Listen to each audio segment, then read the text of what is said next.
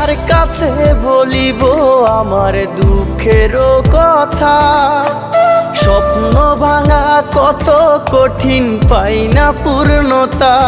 আমি কার কাছে বলিব আমার দুঃখের কথা? স্বপ্ন ভাঙা কত কঠিন, পাই না পূর্ণতা। আমার চোখের জলে ভাসে নদীরে, আমি নিজেই নিজে একা কাঁদিরে। আমি নিজেই নিজে একা হাসিরে। আমায় দেখলে সবাই পাগল বলে রে। ওরে আমার মাটির